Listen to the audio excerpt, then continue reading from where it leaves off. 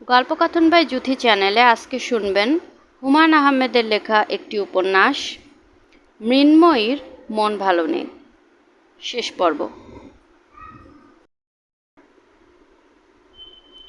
ইয়াকুব আলী সকাল 8টা থেকে মৃন্ময়ীদের বাড়ির ড্রয়িং রুমে বসে আছেন। তার চেহারায় দিশেহারা ভাব। বাড়িতে ঢুকে তিনি বেশ হকচকিয়ে গেছেন। মৃন্ময়ী মেয়েটা বড়লোকের মেয়ে এটা তিনি জানেন, কিন্তু সে যে এমন একটা বাড়িতে থাকে তিনি চিন্তাও করেননি। বিশাল ড্রয়িং রুমের এক কোণে তিনি হতাশ হয়ে বসে আছেন। ম্যানেজার জাতীয় একটি ছেলের সঙ্গে তার কথা হয়েছে। ছেলেটা বলেছে মৃন্ময়ী আপা তার ঘরে আছেন, হাঁটাহাঁটি করছেন, গান শুনছেন, তবে দরজা ভেতর থেকে বন্ধ, কাজে এখন দরজায় টোকা দেয়া যাবে না। ইয়াকুব বললেন, দরজা বন্ধ থাকলেই তো লোকজন বাইরে থেকে টোকা দেবে, দরজা খোলা থাকলে দিবে কেন? এই বাড়ির এরকমই নিয়ম। আপনি বসুন, আপা দরজা খুললে তাকে খবর দেওয়া হবে। আপা কি আপনাকে চেনেন? আমার মেয়ে তার সঙ্গে পড়ে, আমার নাম ইয়াকুব আলী। ইয়াকুব একবার ভাবলেন বলবেন আমার মেয়ের নাম ছন্দা, শেষ পর্যন্ত বললেন না। এমনও হতে পারে ছন্দা পালিয়ে এ বাড়িতেই বসে আছে, এখন হয়তো গল্প করছে মৃন্ময়ীর সঙ্গে। গতকাল সকালে তিনি ছন্দাকে বাড়ি থেকে বের করে দিয়েছেন। কঠিন গলায় বলেছেন, বাকি জীবন আমি তোর মুখ দেখতে চাই না। ছন্দা কাঁদতে কাঁদতে বলেছে, বাবা আমি যাব কোথায়? তিনি বলেছেন, যেখানে ইচ্ছে সেখানে যাবি, আমার এখানে না, আমি চোর মেয়ে ঘরে রাখবো না। ঘটনা ঘটেছে সকাল 9টায়। 12 ঘন্টা পর রাত 9টার দিকে তিনি খোঁজখবর নেওয়া শুরু করেছেন। আত্মীয় স্বজন, বন্ধু বান্ধব সবখানে। মৃন্ময়কে টেলিফোন করেছেন কিছুক্ষণ পর পর। যতবারই টেলিফোন করেন ততবারই শোনা যায় এখন সংযোগ দেওয়া সম্ভব না, আবার ডায়াল করুন। মৃন্ময়ের বাসার ঠিকানা বের করতেও খুব ঝামেলা হয়েছে, কেউ ঠিকানা বলতে পারে না। আপনি কি চা খাবেন? চা দিতে বলি? ম্যানেজার ছেলেটা আবার এসেছে। ইয়াকুব আলী বললেন, দরজা কি খুলেছে? জি না, এখনও না। আপনাকে চা দিতে বলি? না, এক গ্লাস পানি দিতে পারেন। টেবিলের নিচে খবরের কাগজ আছে, ইচ্ছে করলে খবরের কাগজ পড়তে পারেন। আমার কিছু লাগবে না, একটু তাড়াতাড়ি যদি খবরটা দেয়া যায়, বিশেষ ঝামেলায় আছি। দরজা খুললেই খবর দেব। ইয়াকুব বুঝতে পারছেন না ঝামেলার ব্যাপারটা মৃন্ময়ীকে খোলাখুলি বলবেন কি না। বলা অবশ্যই উচিত, কিন্তু বলবেন কিভাবে? সব কিছু কি বলা যায়? ঘটনাটা এরকম। সকালে নাস্তা খেয়ে তিনি চায়ের কাপ নিয়ে ইজি চেয়ারে বসেছেন। হুড়মুড় করে 3টে মেয়ে ঢুকে পড়ল। তিনি যে বসে আছেন সেদিকে ফিরেও তাকালো না, ঢুকে গেল ছন্দার ঘরে। বিছানা বালিশ উল্টাচ্ছে, ড্রয়ার খুলছে, আলমিরা খুলছে। তিনি বললেন, এইসব কি? মেয়ে 3টের একটি বলল, ছন্দা তার গয়না চুরি করেছে, 2 ভরি ওজনের একটা গলার চেন। ইয়াকুব বললেন, তোমরা কি পাগল হয়ে গেলে? আমার মেয়ে চুরি করবে? আমার মেয়ে? আর তখনই অন্য একটা মেয়ে বলল, পাওয়া গেছে, পাওয়া গেছে। মেয়েটার হাতে চেন। তারা যেমন ঝড়ের মতো এসেছিল সেরকম ঝড়ের মতো চলে গেল। তিনি দেখলেন ছন্দা ঘরের এক কোণায় দাঁড়িয়ে থরথর করে কাঁপছে। তিনি বললেন, ছন্দা তুই কি চেনটা চুরি করে এনেছিলি?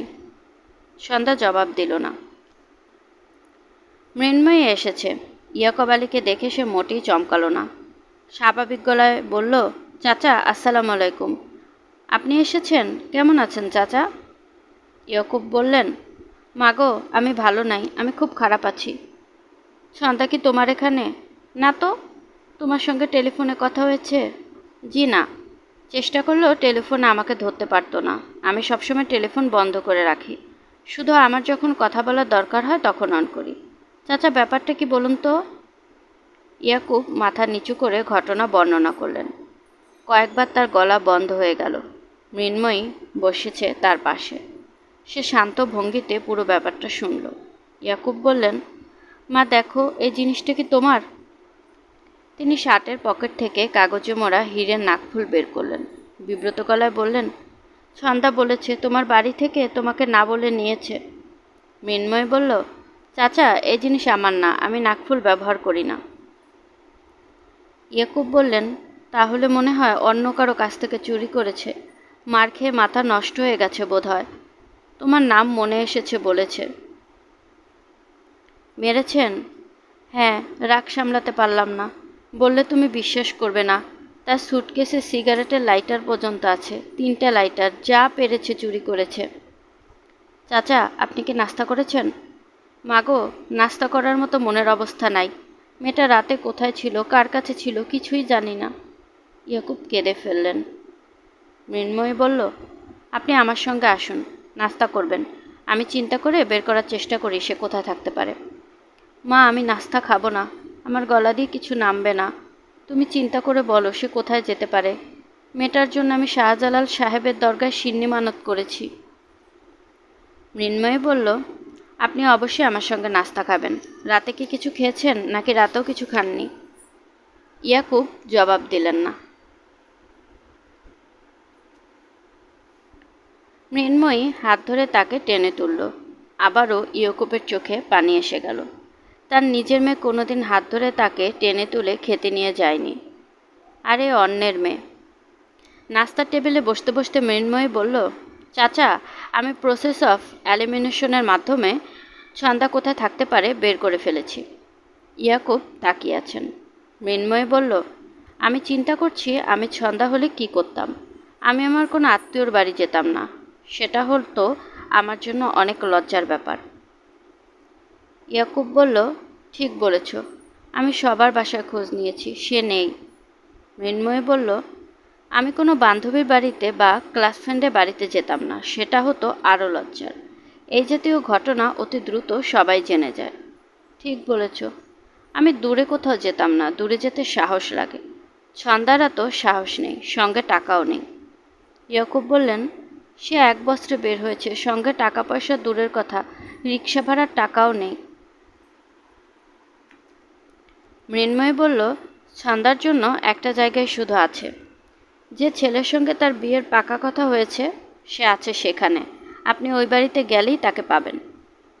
ইয়াকুব চোখ বড় বড় করে তাকিয়ে আছে। মৃন্ময়ের কথা তার কাছে বিশ্বাসযোগ্য বলে মনে হচ্ছে। বাচ্চা একটা মেয়ের এত বুদ্ধি দেখে তিনি চমৎকৃত। মৃন্ময় বলল, চাচা, আপনি শান্তিমতো নাস্তা খান, চা খান। আমি আপনাকে একটা গাড়ি দিয়ে দিচ্ছি, গাড়ি নিয়ে যান। গাড়ি দিতে হবে না মা, আমি যা বলছি শুনুন তো। আপনি তো বলেছিলেন মেয়ে বাবাকে অনুরোধ করবে না, বাবাকে করবে আদেশ। আমি আপনার মেয়ের মতো না? অবশ্যই অবশ্যই। আমি পাউরুটিতে মাখন লাগিয়ে দিচ্ছি, আপনি খাবেন, আমি দেখব। পাউরুটিতে মাখন লাগাতে আমার খুব ভালো লাগে। ইয়াকুব ঠিক করে ফেললেন, মৃন্ময়ী নামের মেয়েটার বিয়েতে যেভাবেই হোক সোনার কিছু দেবেন, গলার হার কিংবা হাতের চুড়ি।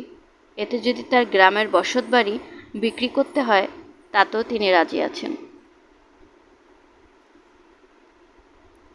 মৃন্ময়ী যা বলেছিল তাই, সন্ধ্যা সেই বাড়িতে আছে। গতকাল রাত 11টায় কাজী ডেকে 5,01,000 টাকা দেনমোহরানায় বিয়েও হয়ে গেছে। বরের ছোট মামা বললেন, আপনাকে খবর দিতাম, কিন্তু এমন একটা ঘটনা ঘটিয়েছেন, মেয়েকে বাসা থেকে বের করে দিয়েছেন। ছি ছি, একবার চিন্তাও করলেন না এই বয়সের একটা মেয়ে কোথায় যাবে। যাই হোক, আপনি এসেছেন, আমরা খুশি। মেয়ে জামাইকে দোয়া করে যান। জামাই এসে সালাম করলো। সন্ধ্যা বাবার সামনে বের হলো না, সে কিছুতেই আসবে না। বরের মামা বললেন, ঠিক আছে ঠিক আছে, এত তাড়াহুড়োর প্রয়োজন নাই, ধীরে ধীরে মিলমিশ হবে। বাবা মেয়ের রাগারাগি ললিপপ আইসক্রিম, সামান্য গরমই গোলে পানি। ইয়াকুবকে ওই বাড়িতেই দই মিষ্টি খেতে হলো। বরের মামা গলা নামিয়ে বললেন, বেয়াই সাহেব, বৌমা আমাদের সবার অনেক পছন্দের, অসাধারণ মেয়ে। প্রথম রাতেই সে তার স্বামীকে বলেছে, তোমার মেয়ে অন্য বাড়িতে কেন থাকবে, এখন আমি তার মা, সে তার মার বাড়িতে থাকবে। রাতেই মেয়েকে নানির বাড়ি থেকে আনা হয়েছে। সেই মেয়ে অল্পক্ষণের মধ্যেই মায়ের ভক্ত, সারাক্ষণ মায়ের পেছনে পেছনে ঘুরছে। ইয়াকুব বললেন, ভালো তো, বেশ ভালো।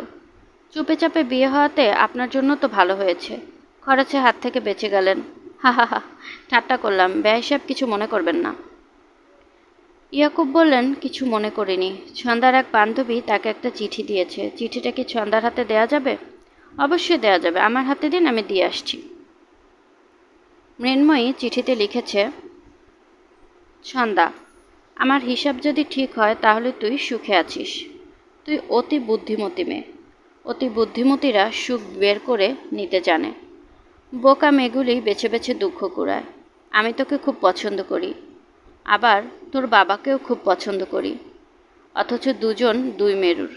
ভালো থাকিস। ইতি মৃন্ময়ী। পুনশ্চ 1। তোর একটা পোর্ট্রেট করার কথা বলেছিলাম, মনে আছে? আর্টিস্ট ভদ্রলোক আগামীকাল থেকে ফ্রি।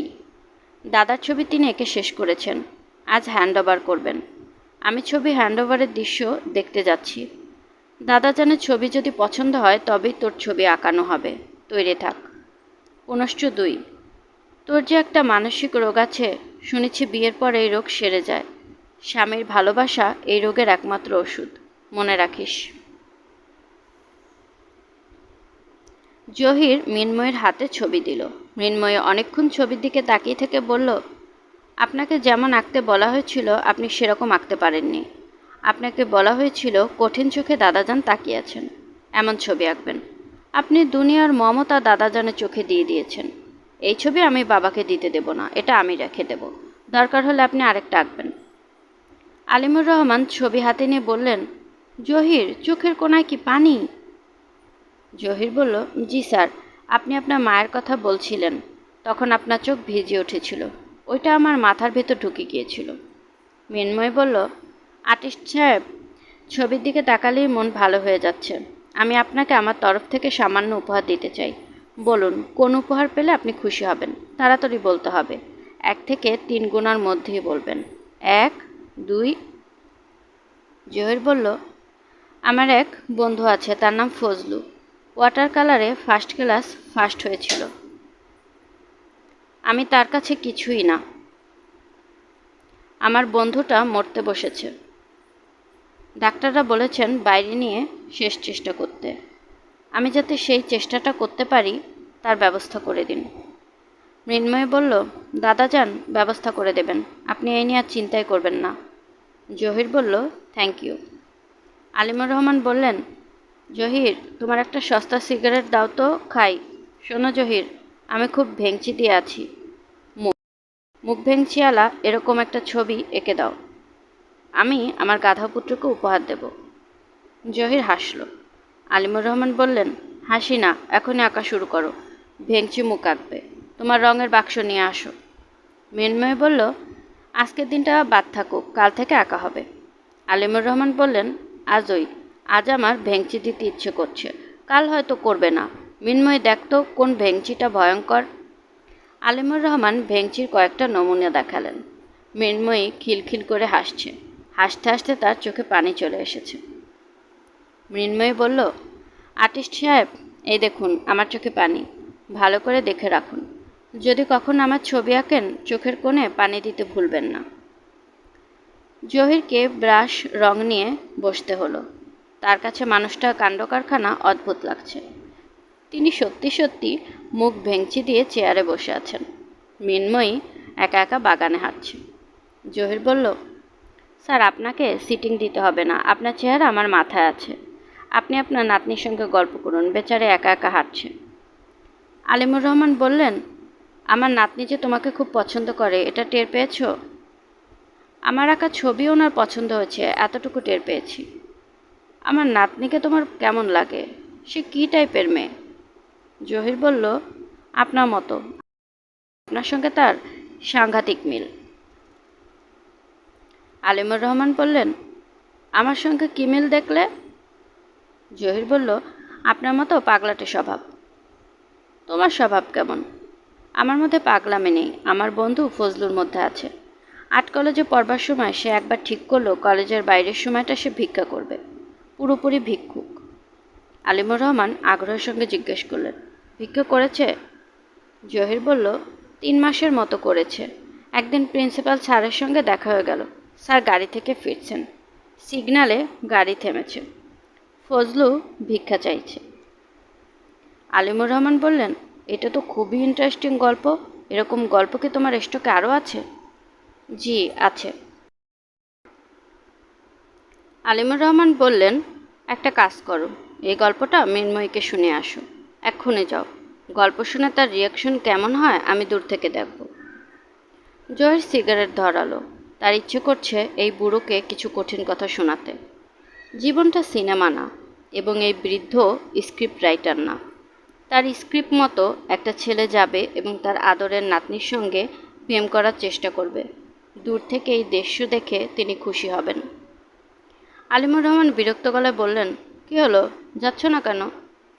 জহির রওনা হলো। মৃন্ময়ের কাছে গিয়ে দাঁড়াতেই মৃন্ময় বলল, দাদাজান আপনাকে পাঠিয়েছেন, তাই না? জহির বলল, জি। মৃন্ময় বলল, কি বলতে হবে তাও কি বলে দিয়েছেন? জহির বলল, না।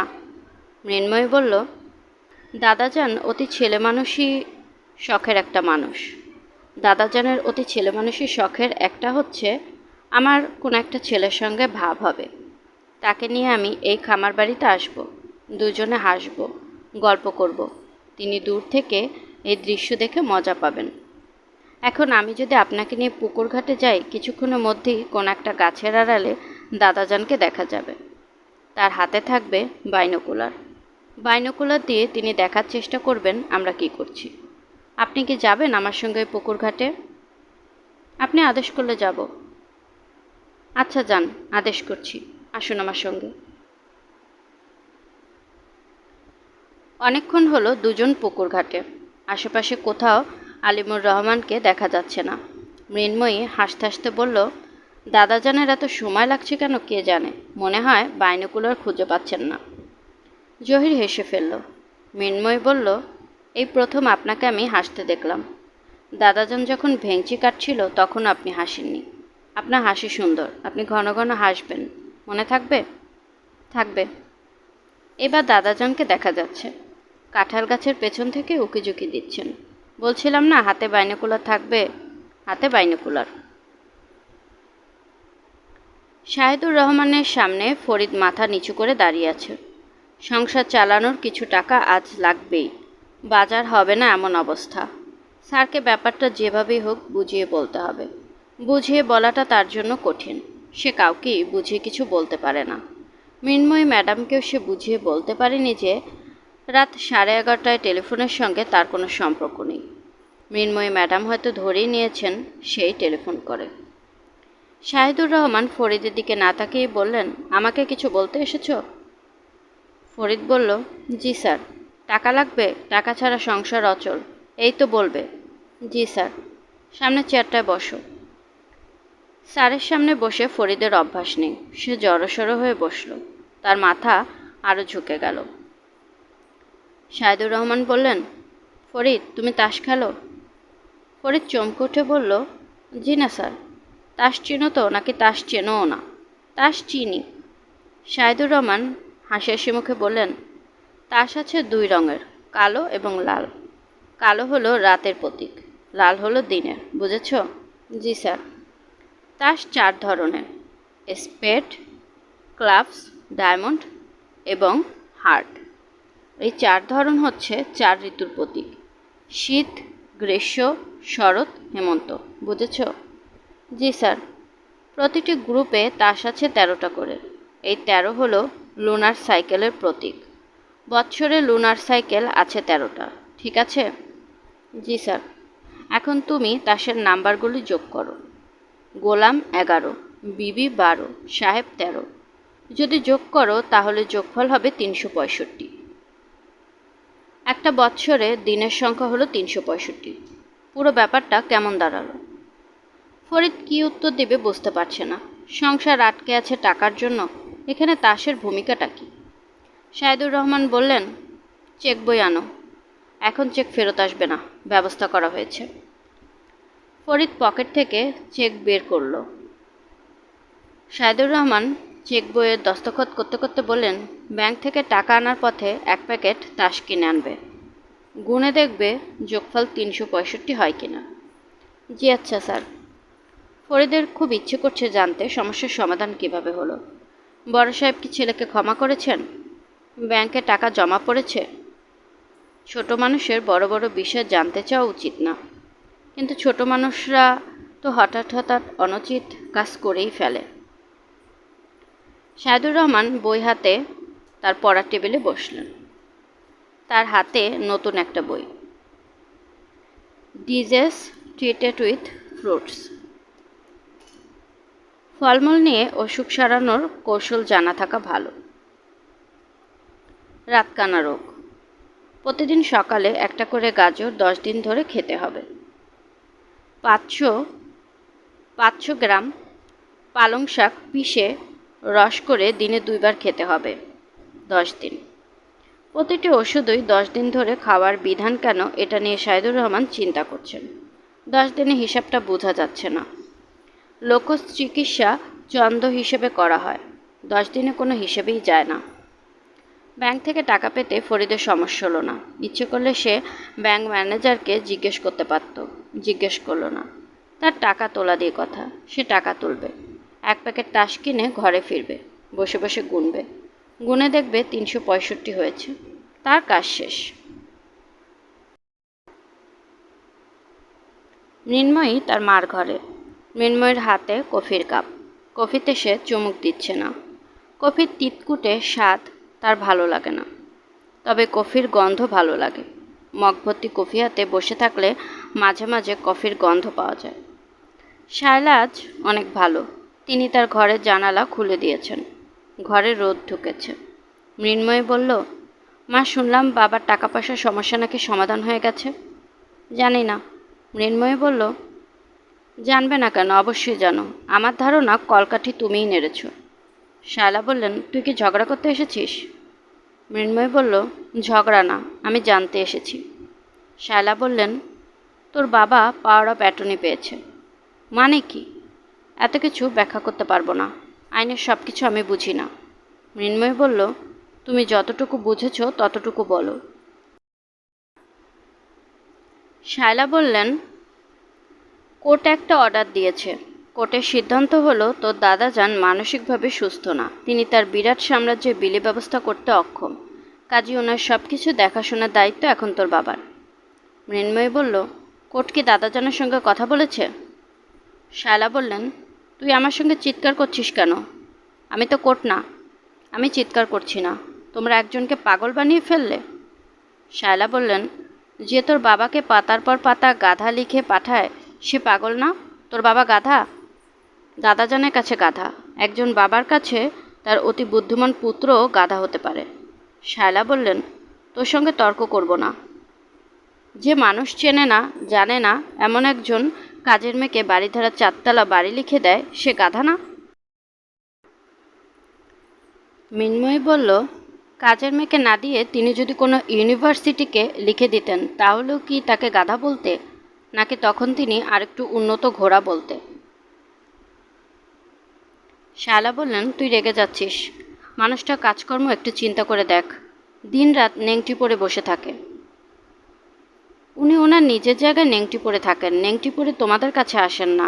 মহাত্মা গান্ধীও কিন্তু নেংটি পরেই ঘুরতেন। মৃন্ময়ী, তুই আমার সামনে থেকে যা।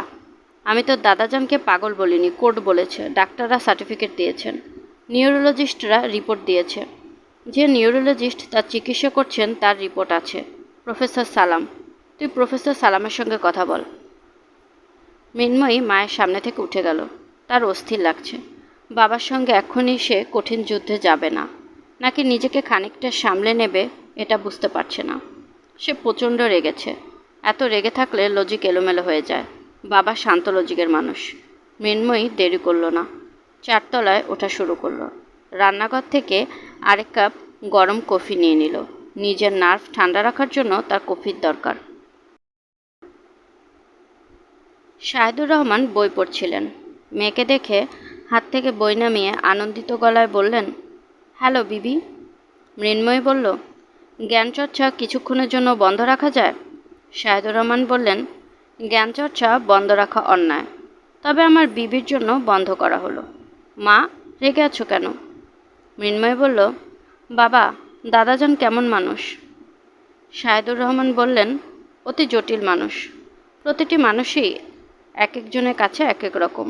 তোমার দাদাজান তোমার কাছে একরকম, আমার কাছে আরেক রকম। আবার কাজের মেয়ে বিনতির কাছে অন্যরকম। তোমার কাছে কেমন? আমার কাছে উনি ইন্টারেস্টিং একজন মানুষ। প্রচণ্ড ইচ্ছেশক্তি, জানার প্রচণ্ড আগ্রহ।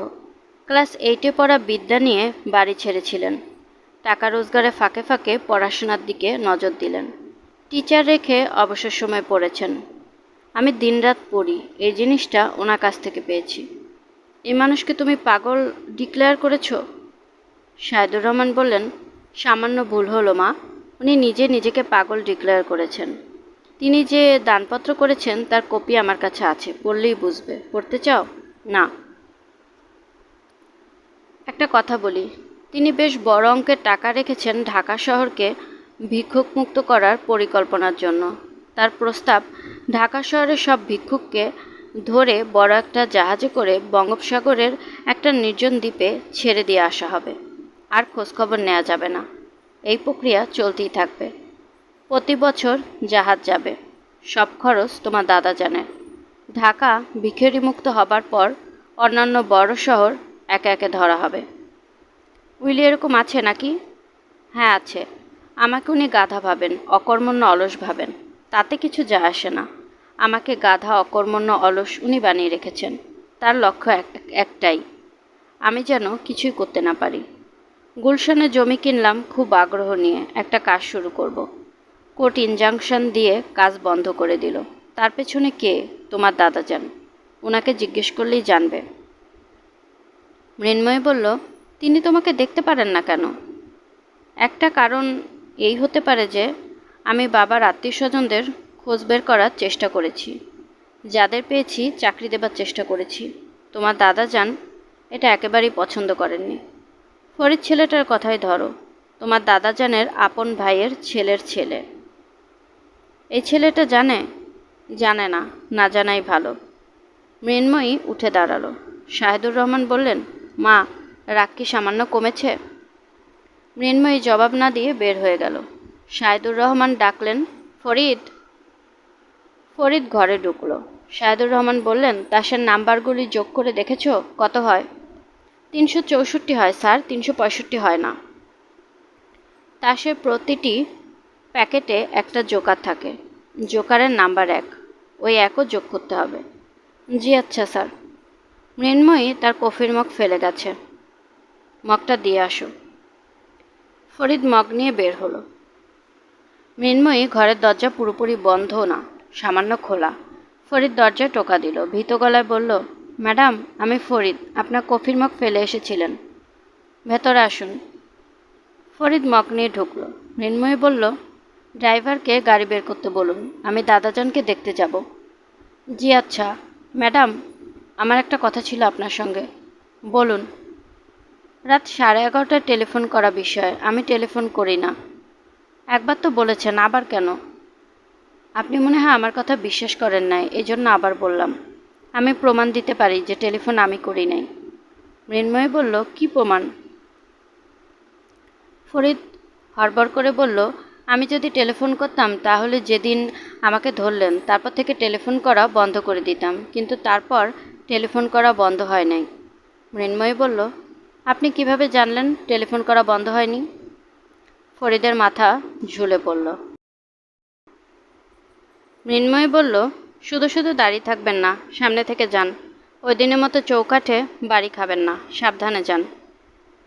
ফরিদ সাবধানে বেরোলো। তার মন খুবই খারাপ। টেলিফোন সে করে না। কি করে মৃন্ময়ী ম্যাডামকে এই কথাটা বুঝাবে? তার ইচ্ছে করছে দেয়ালে মাথা ঠুকে মাথা ফাটিয়ে ফেলতে। তাতে লাভ কি? আলিমুর রহমান আমবাগানে হাঁটাহাঁটি করছেন। আস্তার গায়ে গেরুয়া রঙের পাঞ্জাবি, লুঙ্গির উপর পাঞ্জাবি পরেছেন। লুঙ্গির রঙও গেরুয়া। হাঁটার ভঙ্গিতে কোনো অস্থিরতা নেই। তাকে দেখে মনে হচ্ছে না তিনি চিন্তিত কিংবা বিষণ্ণ। মৃন্ময়ী অনেকক্ষণ হলো এসেছে। সে বাংলোর বারান্দায় চেয়ার পেতে বসেছে। বারান্দায় দুটো চেয়ার মুখোমুখি, মাঝখানে টেবিল। ম্যানেজার কালাম পটভর্তি চা রেখেছে। মৃন্ময়ী চা ঢালেনি। সে দাদাজানের জন্য অপেক্ষা করছে। মৃন্ময়ী যে এসেছে তিনি জানেন, দূর থেকে দেখেছেন, হাত নেড়েছেন। আলিমুর রহমানের নির্দেশ আছে, আমবাগানে হাঁটাহাঁটির সময় কেউ তার কাছে আসতে পারবে না। এই সময় তিনি কিছু জটিল চিন্তা করেন। আলিমুর রহমান জটিল চিন্তা মনে হয় শেষ হয়েছে। তিনি এগিয়ে এসেছেন। তার মুখ হাসি হাসি। মৃন্ময়ী, কেমন আছিস? ভালো। তোর জন্য আমি নতুন একটা নাম ঠিক করেছি, মিন। মিন হলো মাছ। মৃন্ময়ী কঠিন নাম, মাছ অনেক সহজ। তোর বাবা যেন তোকে কি ডাকে? বিবি ডাকে, বুলুবার্ড। গাধা তো, গাধা মার্কা নাম দিয়েছে। দাদাজান চা খাবে? হুম। মৃন্ময়ী চা ঢালতে ঢালতে বলল, আমবাগানে হাঁটতে হাঁটতে জটিল চিন্তা কি করলে? আলিমুর রহমান আনন্দিত গলায় বললেন, ঠিক করেছি বাকি জীবন ভিক্ষা করে পার করব। দুপুরবেলা এর বাড়িতে থালা নিয়ে উপস্থিত হব, কান্না কান্না গলায় বলবো, মা গো 4টা ভাত দেন। তোদের বাড়িতেও একদিন যাব। তোমার ভিক্ষুক জীবন কবে থেকে শুরু হচ্ছে? যে কোনো দিন শুরু হতে পারে, আজ বিকেলও বের হয়ে যেতে পারি। মৃন্ময়ী চায়ে চুমুক দিতে দিতে বলল, তোমার মাথা তো আসলেই খারাপ। আলিমুর রহমান বললেন, এই দুনিয়ায় প্রতিটি মানুষের মাথাই খারাপ। কারোর 1 দাগ খারাপ, কারোর 2 দাগ খারাপ, আমার পুরোটাই খারাপ। বাবা পাওয়ারা প্যাটনি বের করে খুব ভুল করেনি তাহলে? যা করেছে ঠিকই করেছে। গাধাটা যে বুদ্ধি খাটিয়ে কাজটা করেছে এতেই আমি খুশি। মৃন্ময়ী বলল, দাদাজান তুমি কোর্টে যাও, আমি থাকবো তোমার সঙ্গে। তোমার রোজগারে তোমার কোনো অধিকার থাকবে না, এটা কেমন কথা? কোনো দরকার নাই, জোলা হাতে রাস্তা নামবো, ভাবতেই মজা লাগছে। কেউ কিছু বলতে পারবে না, কারণ আমি পাগল মানুষ। মৃন্ময়ী বলল, তুমি সত্যি সত্যি ভিক্ষা করতে বের হবে? অবশ্যই, আমবাগানে হাঁটাহাঁটি করে এটাই ভাবছিলাম। ভিক্ষা করার এই আইডিয়া কার কাছ থেকে পেয়েছি জানিস? ফজলুর কাছ থেকে। ফজলু কে? জহিরের আর্টিস্ট বন্ধু, যাকে চিকিৎসার জন্য বাইরে পাঠানোর কথা। ভালো কথা, সব ব্যবস্থা করেছি। ওই ছেলে হয়তো চলেও গেছে, ছেলেকে দেখতেও গিয়েছিলাম। বাঁচার কোনো কারণ নেই। দেশে মরার বদলে সে মরবে বিদেশে, এইটুকু যা লাভ। মৃন্ময়ী বলল, দাদাজান আমি কি তোমাকে একটা অনুরোধ করতে পারি? আলিমুর রহমান বললেন, পারিস। মৃন্ময়ী বলল, তুমি এখানেই থাকবে, এখান থেকে বের হবে না। আমি এসে তোমার সঙ্গে বাস করব। আলিমুর রহমান শান্ত এবং স্পষ্ট স্বরে বললেন, না, গাধাপুত্রের দয়ায় আমি বাস করব না। মিন শোন, আমি এইমাত্র ঠিক করলাম আজ রাতেই গৃহত্যাগ করব, ভিক্ষার ঝুলি হাতে বের হব। মৃন্ময়ী বলল, ভালো। আলিমুর রহমান আনন্দের হাসি হাসতে হাসতে বললেন, পোশাকও ঠিক করে ফেলেছি, লুঙ্গি এবং একটা চাদর। মৃন্ময়ী উঠে দাঁড়াতে দাঁড়াতে বলল, দাদাজান আমি এখন উঠব, তোমার উদ্ভট কথা শুনতে আর ভালো লাগছে না। ঢাকা রওনা হবার আগে আগে মৃন্ময়ী ম্যানেজার কালামকে ডেকে বলল, আমি গেট দিয়ে বের হবার পরপর আপনি গেটে তালা লাগিয়ে দেবেন। দাদাজান যেন বের হতে না পারেন। ওনার মাথা এখন পুরোপুরি খারাপ। উনি ঠিক করেছেন পথে পথে ভিক্ষা করবেন। এটা করতে দেয়া যাবে না। আপনার প্রধান কাজ ওনাকে এই কম্পাউন্ডে আটকে রাখা, ঠিক আছে? জি ঠিক আছে। সবসময় তাকে চোখে চোখে রাখবেন, যেন পালাতে না পারে। আমি বুঝতে পারছি আপা। কোনো রকম সমস্যা হলে আমাকে টেলিফোন করবেন, কিংবা বাবাকে। জি আচ্ছা।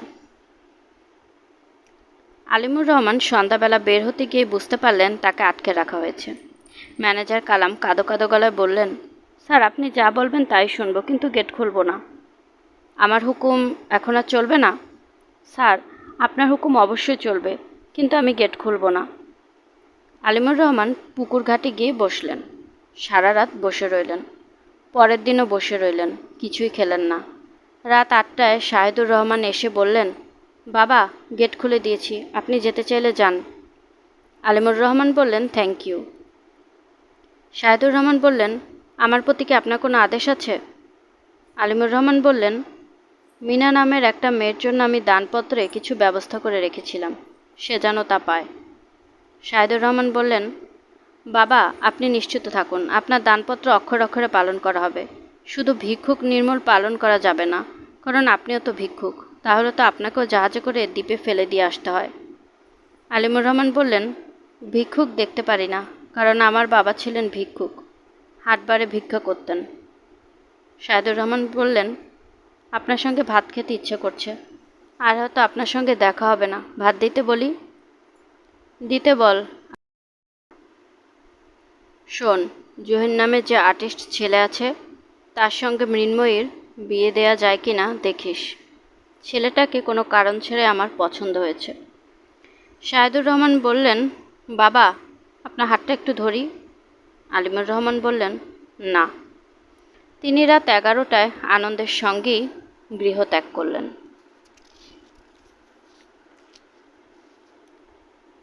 জহির ছবি আঁকছে। টুনটুনি তার সামনে বসে আছে। সে গভীর আগ্রহে ছবি আঁকার কর্মকাণ্ড দেখছে। শিশুরা যেমন করে, এটা সেটায় হাত দেয়, তা করছে না। একবার শুধু রঙের টিউবের দিকে হাত বাড়িয়েছিল।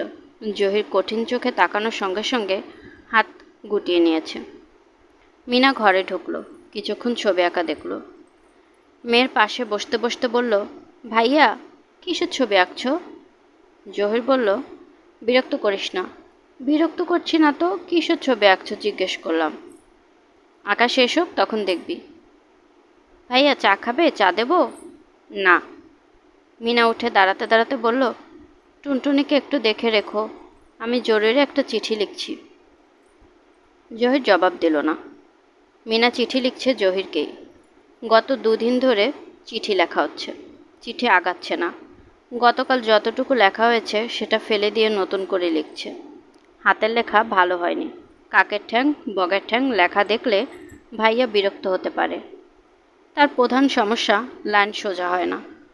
রুল টানা কাগজ হলে সুবিধা হতো। স্টেশনারি দোকানে গিয়েছিল রুল টানা কাগজ পাওয়া যায় কিনা, কিন্তু পাওয়া যায়নি। আজকাল মনে হয় রুল টানা কাগজের চল উঠে গেছে।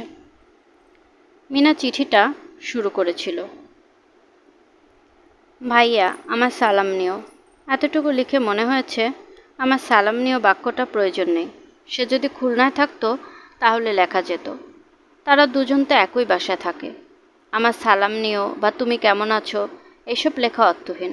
সে চিঠিটা আবার নতুন করে শুরু করেছে, ভাইয়া, তুমি আমার মেয়ে টুনটুনিকে দেখতে পারো না কেন? সে কি কোনো দোষ করেছে? নাকি সে দেখতে খারাপ, নাক বোচা, গায়ের রং কালো? এতদিন তোমার সঙ্গে আছি, তুমি একদিনও টান দিয়ে মেয়েটাকে কোলে নাওনি বা গালে হাত দিয়ে আদর করনি।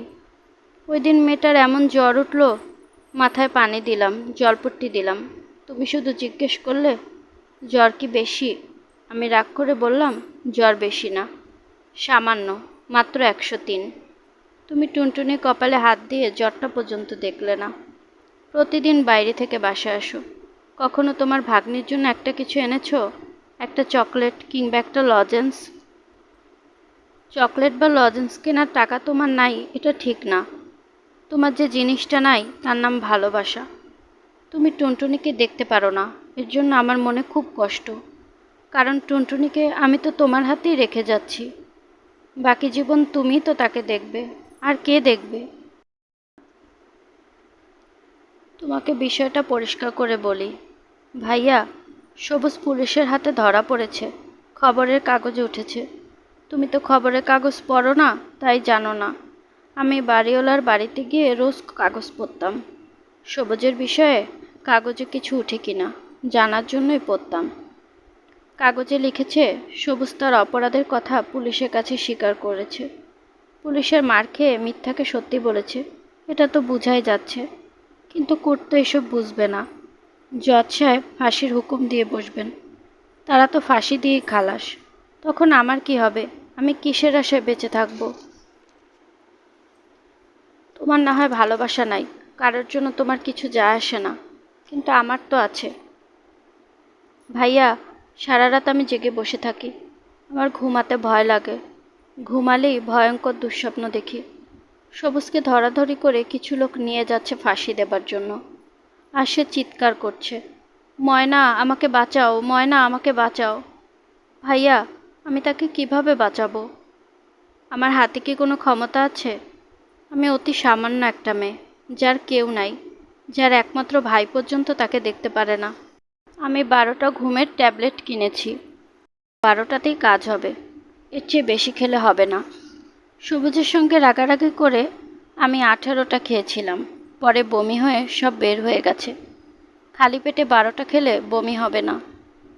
ভাইয়া, আমি এই চিঠিটা আমার বিছানার পাশে রেখে যাব।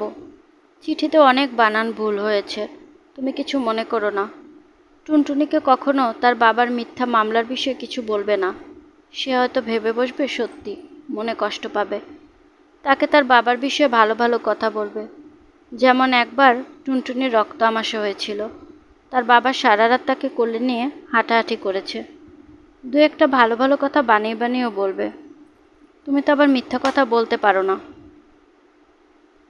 টুনটুনির মুখের দিকে তাকিয়ে দু একটা মিথ্যা যদি বলো তাতে পাপ হবে না। টুনটুনিকে তোমার কাছে রেখে যেতে আমার মোটেও খারাপ লাগছে না, কারণ আমি জানি সে খুবই যত্নে বড় হবে। বাবা মারা যাবার পর তুমিই তো আমাকে বড় করেছো, কোনোদিন আমার অযত্ন হতে দাওনি। ভাইয়া, ভালো ছেলে দেখে টুনটুনির বিয়ে দিও। বিয়ের অনুষ্ঠান অবশ্যই ভিডিও করাবে। আজকাল বিয়ের অনুষ্ঠান ভিডিও করার চল উঠে গেছে। আমার মেয়ের বেলায় যেন এরকম না হয়। ভাইয়া, আরেকটা অনুরোধ, বিয়ের দিন সুন্দর একটা শাড়ি কিনে পুরনো ময়লা একটা প্যাকেট করবে। প্যাকেটের উপর কাউকে দিয়ে লেখাবে, আমার মা টুনটুনিকে তার বাবা সবুজ, এবং টুনটুনিকে বলবে এটা তার বাবা রেখে গিয়েছেন। ইতি, মিনা। চিঠি শেষ করে মিনা খামে বন্ধ করলো, ঘুমের ওষুধগুলো খেলো। জহিরের পেছনে এসে দাঁড়ালো। জহির বলল, পেছন থেকে সরে দাঁড়া, আলো আটকাচ্ছিস। মিনা বলল, ভাইয়া, আমার শরীরটা খারাপ লাগছে, আমি কিছুক্ষণ শুয়ে থাকবো। জহির জবাব দিল না। মিনার খুব ইচ্ছে করছে মেয়েটাকে কোলে নিয়ে আদর করে, সে ইচ্ছেটাকে প্রশ্রয় দিল না। আগ্রহ নিয়ে সে মামার ছবি আঁকা দেখছে। দেখুক, কে জানে বড় হয়ে হয়তো সেও মামার মতো ছবি আঁকবে। মিনা বলল, ভাইয়া, টুনটুনিকে নিয়ে মাঝে মাঝে আলিমুর রহমান সাহেবের খামার বাড়িতে বেড়াতে যাবে, জায়গাটা তার খুব পছন্দ। জহির বিরক্ত হয়ে বলল, তুই কারণ ছাড়া এত কথা বলিস কেন? মিনা চোখ মুছতে মুছতে বলল, আর বলবো না ভাইয়া। জহির বলল, চোখে পানি চলে এসেছে? চোখে পানি আসার মতো কিছু বলেছি? সামনে থেকে যা। মিনা ঘুমোতে গেল। সন্ধ্যা মিলাবার আগে পর্যন্ত জহির জানতেও পারল না মিনা মারা গেছে। আজ টুনটুনির বিয়ে। তার মামা সকাল থেকে কাঁদছেন। মামার জন্য টুনটুনির খুবই মায়া লাগছে। বিয়ে হচ্ছে বলে তো টুনটুনি জন্মের মতো চলে যাচ্ছে না। মামা যখন তাকে ডাকবেন তখনই সে ছুটে আসবে। বিয়েতে বিপুল আয়োজন করা হয়েছে। ছাদে সানাই বাজানোর আয়োজন করা হয়েছে। সানাই বাদকরা এসেছেন কলকাতা থেকে।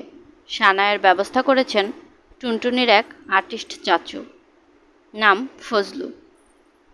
টুনটুনির যে কজন বান্ধবী বিয়ে উপলক্ষে এসেছে তাদের প্রত্যেককে টুনটুনির মামি মৃন্ময়ী একটি করে হীরের নাকফুল দিয়েছেন। বান্ধবীরা সবাই হতভম্ব। টুনটুনি জহিরের হাত ধরে বলল, মামা, ছাদে গিয়ে বসো, সানাইয়ের বাজনা শুরু হবে। তুমি যাচ্ছ না বলে শুরু হচ্ছে না। জহির বলল, তোরা যা, আমি যাব না। টুনটুনি বলল, মামি একা ছাদে বসে আছে, তুমি পাশে নেই বলে তার মন ভালো নেই। সানাই বেজে উঠেছে। রাগ ভীম পল্লশ্রী। শুনছিলেন হুমায়ুন আহমেদের একটি উপন্যাস, মৃন্ময়ীর মন ভালো নেই, শেষ পর্ব। আজকের পর্বটি কেমন লাগলো কমেন্ট করে জানাতে ভুলবেন না। আমি আমার নিজের মতো করে আপনাদেরকে গল্প পাঠ করে শোনানোর চেষ্টা করছি, তাই ভুল ত্রুটি কিছু হলে আশা করি ক্ষমা সুন্দর দৃষ্টিতে দেখবেন। এবং গল্প পাঠ ভালো লাগলে প্লিজ আমার চ্যানেলটি সাবস্ক্রাইব করবেন, চাইলে অন্যদের সাথেও শেয়ার করতে পারেন। গল্পকথন বাই জ্যোতি চ্যানেলের সাথেই থাকবেন আশা করছি। আল্লাহ হাফেজ।